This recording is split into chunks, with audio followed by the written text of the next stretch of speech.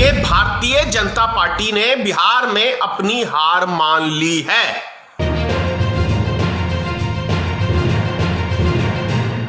जय माता के मित्रों, मैं धनेश्वर महतो। भारतीय जनता पार्टी के राष्ट्रीय अध्यक्ष जेपी नड्डा ने बिहार विधानसभा चुनाव होने से पहले ही अपनी पार्टी की हार मान ली है। जेपी नड्डा साहब ने कहा है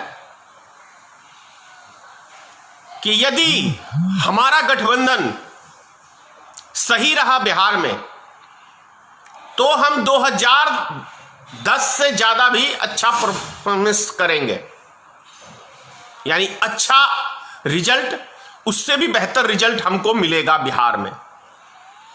इस पॉइंट को आप समझिए। 2015 में विधानसभा चुनाव हुए थे और वो पहुंच गए 2010 पे। इसका मतलब सीधा साधा है कि भारतीय जनता पार्टी ने बिहार में अपनी हार मान ली है और मानेंगे भी कैसे नहीं कि जो क्रियाकलाप इनके शासनकाल में बिहार की जनता को मिला है, बेरोजगारी, अपमान, वो बिहार की जनता भूली नहीं है। इसी कोरोना वायरस महामारी में किस तरह से बिहार के लोग पैदल चल रहे थे, भूखों चल रहे थे, कई सौ आदमी पैदल चल के मर गए, कोई रेल पे कट गया, कोई एक्सीडेंट में मर गया, लेकिन बिहार सरकार के सीने में और केंद्र सरकार के सीने में ऐसा लगता नहीं था कि दिल है, कोई रहम करे इनके ऊपर, कोई इनके लिए व्यवस्था करे। तो अगर यदि किसी तरीके से बिहार के बॉर्डर पे यदि ये पहुंच गए तो इसी नीतीश कुमार की सरकार ने उनको बिहार में नहीं घुसने दिया,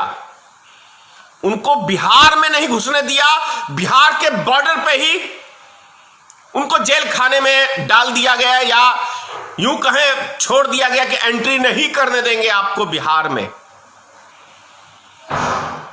तो क्या ये जनता भूल गई है? कभी नहीं भूलेगी। जो मुसीबत बिहार की जनता ने, देश की जनता ने देखा है, कभी भारतीय जनता पार्टी को माफ नहीं करेगी। इसीलिए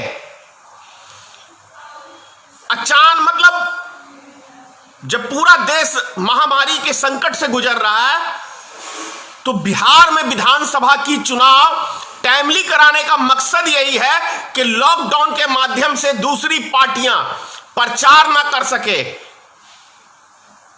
कोई उनके पास सुविधाएं नहीं है, क्योंकि सुविधा यदि किसी के पास तो सरकार के पास है, वो जैसा चाहेगा वैसा नचाएगा। तो इसीलिए बिहार सरकार और केंद्र सरकार ये प्लानिंग है, लेकिन जनता इनको नकार चुकी है। आपने देखा होगा एक भाजपा के सांसद बिहार में दबा के पिटाई खाए हैं, अभी जनता के बीच में गए हैं। कई जगह के विधायक बढ़िया से पिटाई खाए हैं, जनता के बीच में गए हैं, क्योंकि पिछले 15 साल से श्री नीतीश कुमार जी को बिहार की जनता झेल रही है। मोदी की तरह ये जुमले मार मार के जो बेवकूफ बनाने का काम बिहार की जनता को कर रहे हैं, उससे बिहार की जनता ऊब चुकी है। और इनको सबक सिखाने के लिए मैं दावे से कह रहा हूं 5 सीट मुश्किल पड़ जाएगा जेडीयू को। और जो दम भरती है कि हम भारत की सबसे बड़ी पार्टी है भारतीय जनता पार्टी, 10 करोड़ 15 करोड़, कभी कहते हैं 10 करोड़, कभी 15 करोड़, कभी 20 करोड़ इनके सिर्फ सदस्य हैं, तो उतनी बड़ी पार्टी किसी बैसाखी की जरूरत है क्या? यदि भारतीय जनता पार्टी अपने आप को दुनिया की सबसे बड़ी पार्टी कहती है तो बिहार विधानसभा चुनाव लड़ लेना अपने दम पे, औकात पता चल जाएगा। अगड़ी जाति के वोट पे घमंड है, वो भी नहीं है साथ, वो भी नहीं है आज के टाइम में, क्योंकि वो ऐसा नहीं है कि देश से अलग है या अलग है, वो भी इसी देश में रहते हैं। ये सारी परेशानी वो भी इसमें झेले हैं और समझ रहे हैं कि हमने गलत फैसला किया कि भारतीय जनता पार्टी को चुना, एनडीए गठबंधन को चुना। ये समझ चुके हैं, मतलब बिहार की जनता और देश की जनता। तो आपको सबक सिखाने के लिए बिहार की जनता तैयार है, चाहे आप जैसे मर्जी चुनाव करा लो। मैं साथ साथ एक बात और कहना चाहता हूं बिहार की जनता से कि 15 साल नीतीश कुमार ने शासन किया, बीजेपी गठबंधन ने शासन किया है। उतना ही साल 15 साल आरजेडी, राष्ट्रीय जनता दल, लालू की पार्टी ने किया है। इन 30 सालों में बिहार की जनता यह सोचे कि उनको क्या मिला 30 साल के अंदर। लालू जी के शासन काल में जितने बिहार की इंडस्ट्री थी सबको बंद करने का काम किया। नीतीश कुमार के शासन काल में उन इंडस्ट्रियों को बेचने का, एक एक ईंट बेचने का काम किया। यह है इनका विकास। 16 सरकारी चीनी मिल हैं, सब में ताला लॉक है। 15 साल में एक मिल नीतीश कुमार की सरकार ने चालू करने का काम नहीं किया। लेकिन ये लोग भाषण लंबे छोड़ने में माहिर हैं। तो बिहार की जनता, आप ये कतई ना भूलें कि आपको आपके जीवन का, आपके बाल बच्चों के जीवन का 30 साल में बेड़ा गर्क किया बिहार का। तो क्या ऐसी पार्टियों को आप चुनेंगे? अभी लालू जी का लड़का भी मुख्यमंत्री के दावेदार हैं। सोचना पड़ेगा आपको कि क्या आप, जिसके पिताजी ने 15 साल में बिहार को बर्बाद करने का काम किया,